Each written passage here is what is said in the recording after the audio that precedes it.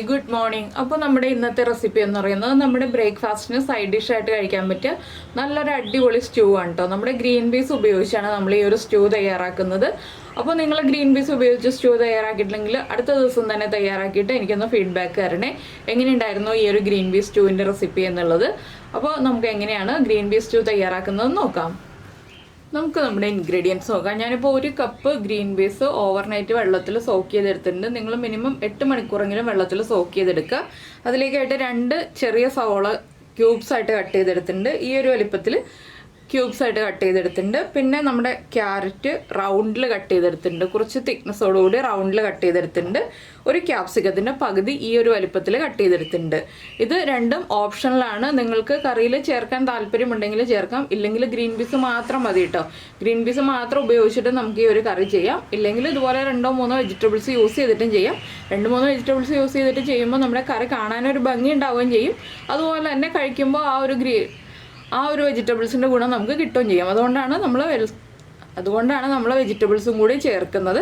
പിന്നെ ഒരു 4 പച്ചമുളക് സ്പ്ലിറ്റ് ചെയ്തെടുത്തിട്ടുണ്ട്. നമ്മുടെ എരിവിനനുസരിച്ച് പച്ചമുളക് ചേർക്കുക. നമ്മൾ മുളക് പൊടി ചേർക്കില്ലല്ലോ, അതുകൊണ്ട് പച്ചമുളക് എത്ര എണ്ണം വേണം എന്നുള്ളത് നമ്മുടെ എരിവനുസരിച്ച് ചേർക്കുക.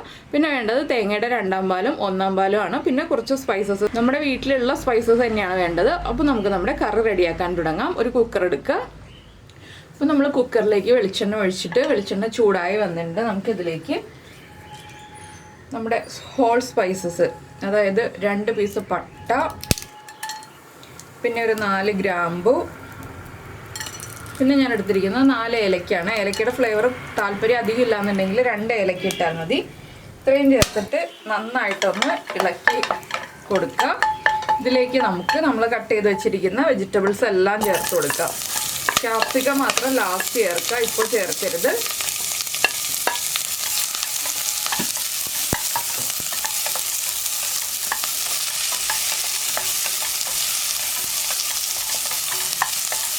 വെജിറ്റബിൾസ് ഇട്ടിട്ട് നന്നായിട്ട് വഴറ്റിയെടുക്കുക. ഇതിലേക്ക് നമ്മുടെ ഗ്രീൻ പീസും കൂടി ചേർത്ത് കൊടുക്കുക.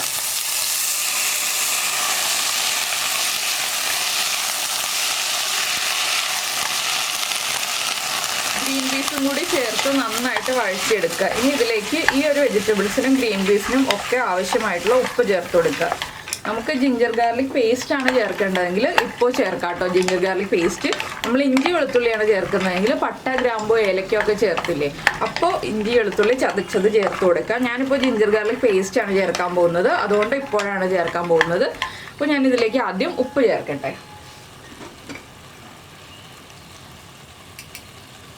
നമ്മുടെ ഗ്രീൻ പീസിനും ക്യാരറ്റിനും ഒക്കെ ആവശ്യമായിട്ടുള്ള ഉപ്പാണ് ചേർക്കുന്നത്. ഇനി നമുക്കിതിലേക്ക് ജിഞ്ചർ ഗാർലിക് പേസ്റ്റും കൂടി ആഡ് ചെയ്ത് കൊടുക്കാം. 1 ടീസ്പൂൺ മതി. ഇനി ഇതെല്ലാം ചേർത്ത് വീണ്ടും ഒന്ന് വഴറ്റിയെടുക്കണം. ആ ജിഞ്ചർ ഗാർലിക് പേസ്റ്റിൻ്റെ ആ റോ ടേസ്റ്റ് ഒന്ന് മാറുന്നത് വരെ 1 മിനിറ്റ് ഒന്ന് ഇളക്കി കൊടുക്കണം. ഇത്രയേ ഉള്ളൂ. ഇഞ്ചി വെളുത്തുള്ളി ആണെങ്കിലും 1 മിനിറ്റ് ഒന്ന് വഴറ്റിയെടുക്കണം. ഇതൊന്ന് നന്നായിട്ട് ഇളക്കി മിക്സ് ചെയ്ത് കഴിഞ്ഞിട്ട് നമുക്കിതിലേക്ക് കറിവേപ്പിലയും കൂടി ചേർത്ത് കൊടുക്കണം.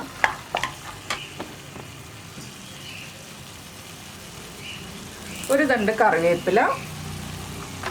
ക്യാപ്സിക്കം മാത്രം നമ്മളിപ്പോൾ ചേർത്തിട്ടുണ്ടെങ്കിൽ ഞാൻ ഈ ഒരു കുക്കറിൽ 3 വിസിലാണ് നമ്മുടെ ഈ ഒരു ഗ്രീൻ പീസും വെജിറ്റബിൾസും കുക്ക് ചെയ്തെടുക്കുന്നത്.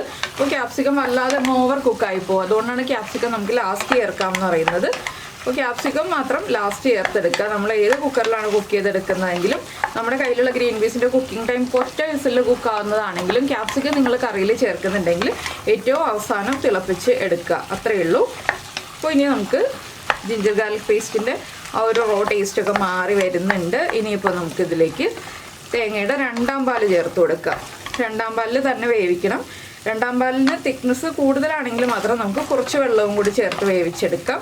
ഇനി 2-ാം പാല് ഞാൻ ചേർക്കാൻ പോവാണ്.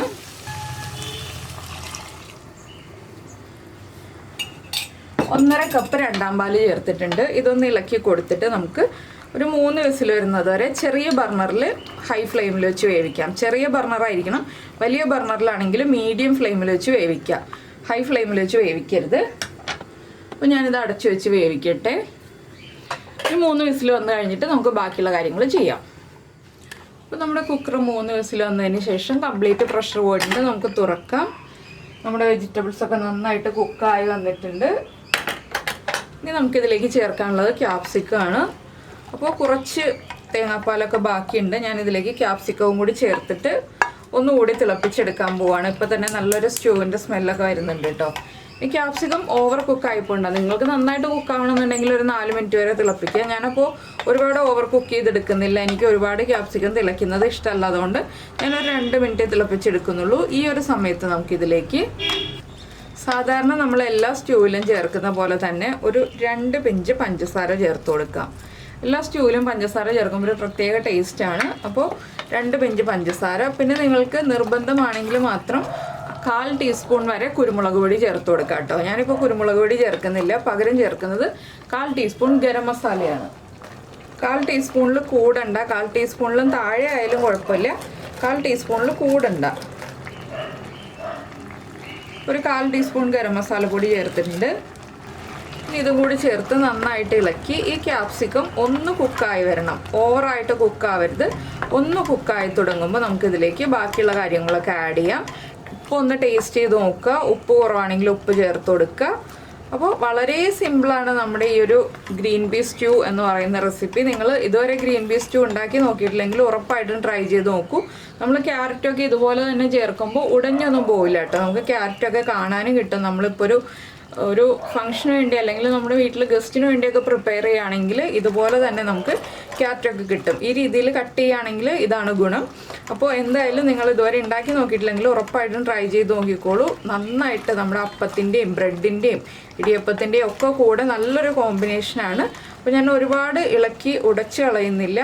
ഗ്രീൻ പീസ് നന്നായിട്ട് വേവണം കേട്ടോ. ഗ്രീൻ പീസ് ഉടഞ്ഞു പോകരുത്, പക്ഷെ നന്നായിട്ട് വേവണം. അപ്പോഴാണ് നമ്മുടെ സ്റ്റൂവിനൊരു നല്ല ടേസ്റ്റ് കിട്ടുക. അതുപോലെ തന്നെ മഞ്ഞൾപ്പൊടി ഒന്നും ചേർക്കരുത്. മഞ്ഞൾപ്പൊടിയൊക്കെ ചേർത്തിട്ടുണ്ടെങ്കിൽ സ്റ്റൂവിൻ്റെ കളർ അങ്ങോട്ട് മാറിപ്പോവും.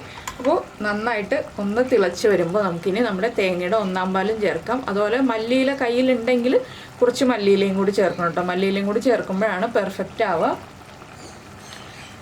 അപ്പോൾ സ്റ്റൂ നന്നായിട്ട് തിളയ്ക്കുന്നുണ്ട്. പിന്നെ എന്താണെന്ന് വെച്ചാൽ തേങ്ങയുടെ 1/4 പാല് ചേർത്തിട്ട് തിളപ്പിക്കരുത്. അത് പ്രത്യേകം ശ്രദ്ധിക്കുക.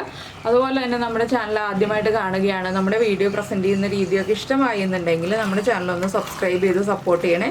സബ്സ്ക്രൈബ് ചെയ്യുന്നതിന് ഈ വീഡിയോയുടെ താഴെയുള്ള റെഡ് സബ്സ്ക്രൈബ് ബട്ടൺ ഒന്ന് ക്ലിക്ക് ചെയ്യുക. അതിൻ്റെ റൈറ്റ് സൈഡിലുള്ള ബെല്ലൈക്കണും ക്ലിക്ക് ചെയ്യുക. അപ്പോൾ അതിൽ ഓൾ എന്ന് പറഞ്ഞിട്ടൊരു ഓപ്ഷൻ കാണാം. ആ ഓളും കൂടി പ്രസ് ചെയ്തിട്ടുണ്ടെങ്കിൽ ഞാൻ എപ്പോഴും വീഡിയോ അപ്ലോഡ് ചെയ്യുമ്പോൾ നിങ്ങൾക്ക് നോട്ടിഫിക്കേഷൻ വരും. പിന്നെ നമ്മുടെ ചാനൽ ഇഷ്ടമായി, വീഡിയോ പ്രസൻറ്റ് ചെയ്യുന്ന രീതിയൊക്കെ ഇഷ്ടമായി എന്നുണ്ടെങ്കിൽ ഒന്ന് ലൈക്ക് ചെയ്യാനോ അതുപോലെ തന്നെ നിങ്ങൾക്ക് വീഡിയോ ഇഷ്ടമായോ ഇല്ലയോ എന്നൊന്ന് കമൻറ്റ് ചെയ്യാനും മറന്നു പോകരുത്.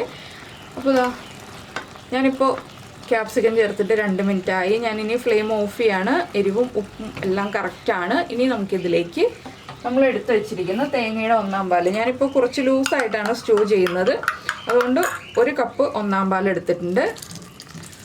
അത് ചേർത്ത് കൊടുക്കുക. ഉടനെ തന്നെ നന്നായിട്ടൊന്ന് ഇളക്കുക. നമ്മുടെ സ്റ്റൂവിൻ്റെ ചൂട് കൊണ്ട് തന്നെ 1/4 പാല് മിക്സായി കിട്ടിക്കോളും. നമ്മളിനി തിളപ്പിക്കേണ്ട ആവശ്യമൊന്നുമില്ല.